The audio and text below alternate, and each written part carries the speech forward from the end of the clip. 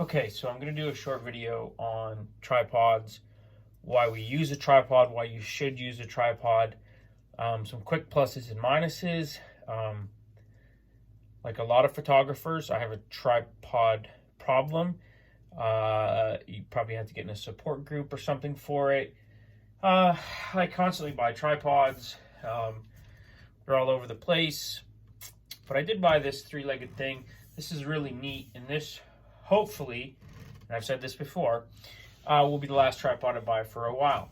It is carbon fiber, it is light, it has a lot of neat features. And I'm going to do a video on just this tripod at some point, a product review, but I don't really want to get hung up on the features of one tripod. I want to talk more about why you use one, pluses, minuses. So the wildlife world, the sports world, I really don't use a tripod hardly at all, because I'm using a fast shutter speed. And a fast shutter speed with things that are moving, you can get away with not having a tripod, because if you're shooting at 500ths of a second, that minimizes that movement. When I'm doing a waterfall, sometimes I have it set at 2 seconds, which means the shutter is open for 2 seconds. You can't possibly handhold that for 2 seconds and not have it blurry. So tripod is situational. So sports and wildlife, I don't use one. Sometimes I will use one in wildlife if I'm shooting a subject that's going to be somewhat stable, and I just simply want someplace to put the heavy lens and the camera rather than hold it. If I'm in a blind and there's a blue heron or something like that, I just use it as a rest almost. So the main reason I use a tripod is for low shutter speed stuff. Like I said, waterfalls, landscapes, things where I might be using filters, just anything that makes that longer shutter speed. So the other reason is with a landscape, I use the timed drive. So on your camera, you're going to have on the top here your drive. And you'll see here, hopefully we can see that you see there's one that has, looks like a little clock and a 2, and one little clock, no numbers. Little clock and a 2, you guessed it, 2-second timer. This by default is a 10-second timer. So what does a 2-second timer do? Okay, and there's Annie. So Annie's here, that's good. So what that does is when you press down the shutter button, even though you try to be careful, it still moves your camera a little bit, just a little bit. The 2-second timer allows you to push that button, listen for it, and you'll hear the shutter, and you'll take the picture 2 seconds after your hand has left the camera, meaning it's more stable. So we're able to get pictures a lot sharper, especially when we're a landscape and we're trying to get a ton of information as sharp as possible. We want to use that 2-second timer to get rid of that handshake. We can do other things in here. One is called mirror lockup, and I'll talk more about that later. But I just want to go with the basics to get started, and that's your 2-second and your 10-second. Your 10-second obviously is overkill for sharpness. Basically, you don't need to push the button and wait 10 seconds, but your 10-second will work for a family picture with you in it. Okay, so anything where you have to do the old school kind of before selfie sticks, if you want to get yourself in a picture, instead of holding it out weirdly with your arm looking ridiculous, you could actually take a nice picture of yourself or your family and hop in the photo or something like that.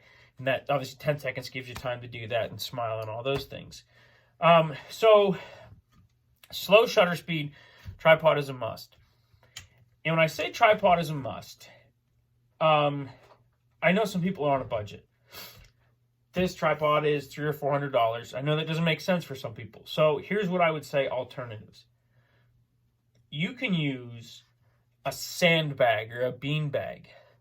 and set that on a rock or set it somewhere or carry it around with you and put it on a tree limb or put it on the door of your car or something, that will help even a ton. Anything like that that can hold some form, use that 2-second timer, get your hand off the thing, let it settle in and take the picture with no interruptions, and you'll get sharper results. I would recommend, if you're going to buy a tripod, get on Amazon or one of those places, do a lot of research, and get the best one you can afford.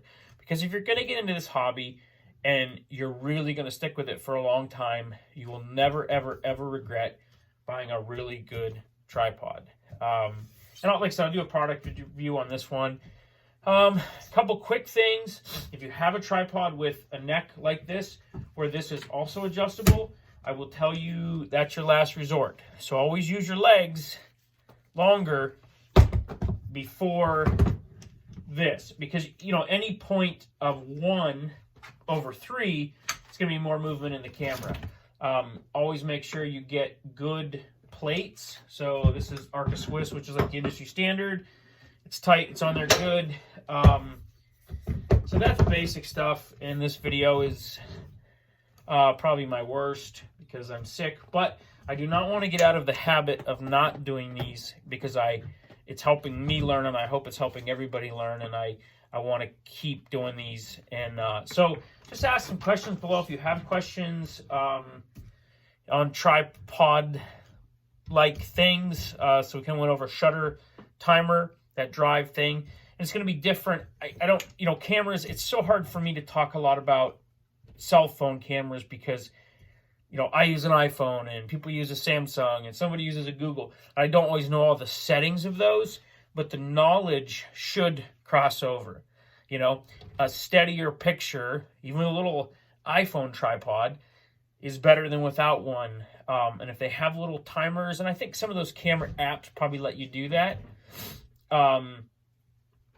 Another thing about a tripod that I'll talk about real quick here. A tripod makes you slow down sometimes. And we need to slow down.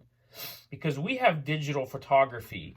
And, in the old days, when you had film, that's Annie, you only got 35 tries or whatever the thing was.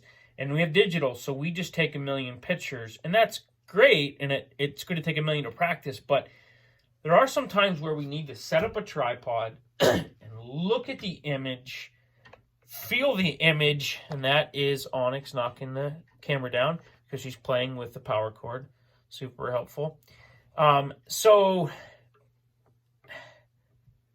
sometimes a tripod can be the thing that slows you down and makes you plan out your shot, which is going to make a better shot.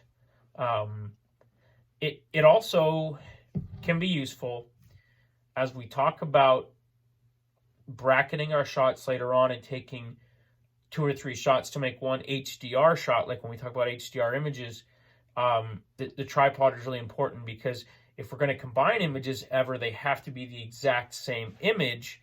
And so obviously hand holding exactly the same is difficult, so the tripod will help. So that is it for now.